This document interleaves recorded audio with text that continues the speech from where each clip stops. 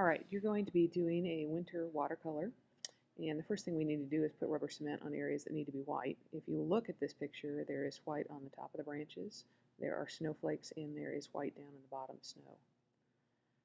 You're going to come to my desk and get a tool that you will use with rubber cement to put that rubber cement in the areas that need to be white. So right here I'm putting stuff along the branches, and you want to put them along the top of the branches. It doesn't have to be over everything because snow will, blow off or melt, and so it can be kind of random if you want. It could be kind of in the crook of the tree where the branch meets the trunk. And so that's the first area that you're going to cover with rubber cement. Alright, the next thing you do is put on dots for the snow. When you're doing this, try to be careful not to leave a trail of rubber cement in between your dots.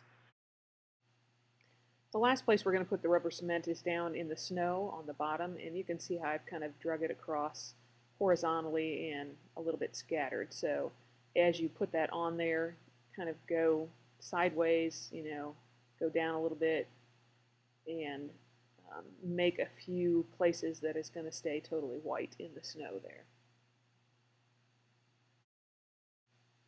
Before beginning to paint, you do want the rubber cement to dry. Otherwise, the paint will mix in with the rubber cemented areas. Once it's dry, use a long flat brush, and you're going to just put water all the way across in the background where the sky is, even going over where the tree is, because that way you will not have an edge between the tree and the sky.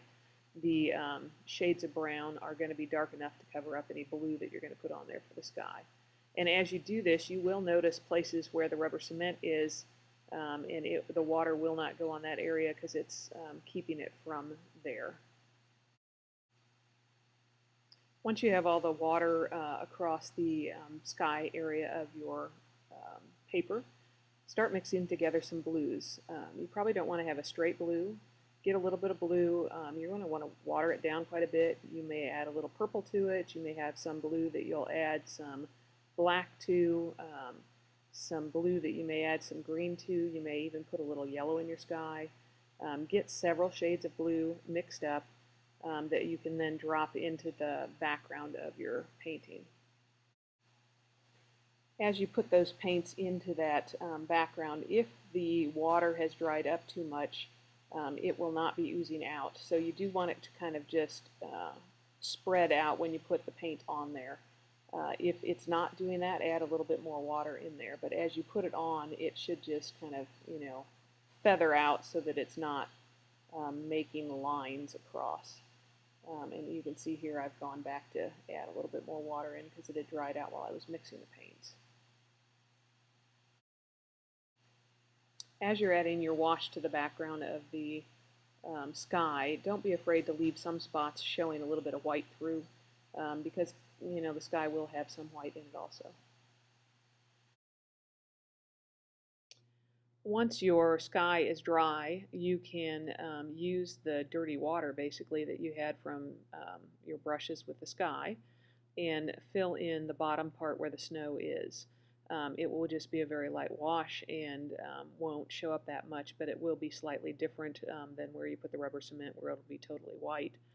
And then take a little bit of the sky color that you had and just streak it in just a few places so that there is a little bit of variation down there. Do not do too much because if you do, it'll start looking like your sky instead of like snow.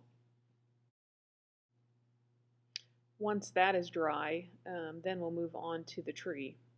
You want to mix several colors for the tree, and if you notice here, there are several layers of different colors of wash of brown. So with my brown, I am going to have some just plain brown, and that'll probably be my first coat that I put on. Make it fairly thin and transparent and just kind of fill in where the tree is. The next thing that you want to do after you've done your first layer of brown is mix a slightly different color of brown. So you might put a little brown with green or a little brown with red. And then add a few more spots and washes on top of what you've already done. Do not cover the entire thing again the next time, though. Only do part of it. So you're going to continue that process with 2 or 3 more coats of varying shades of brown. And remember to keep one side of the tree a little darker than the other so that it looks like there's sunlight coming from one angle and it's more in the shadows on the other. And that will make it look more. Next thing you want to do is a dry brush technique, and you're going to use your smallest, thinnest brush. And we're going to do a little tree over in the other corner. And you just want to get a brown mixed with a little bit of green or something like that, and have it be fairly watered down. You don't want it real dark. And then with, again, your smallest brush, try making those branches. And you don't want it real watery. You want it kind of as dry as you can get it without, still being able to put the paint on.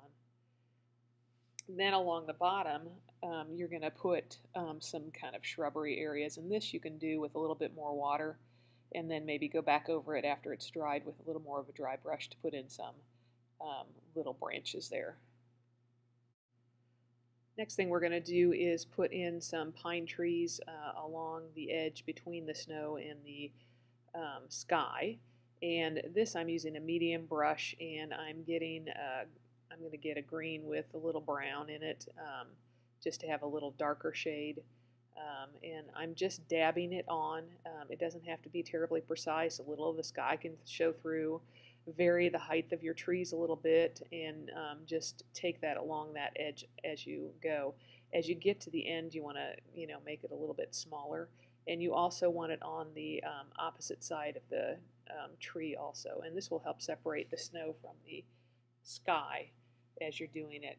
When you're done, get a slightly different color green, go back over it, and add some variety into it.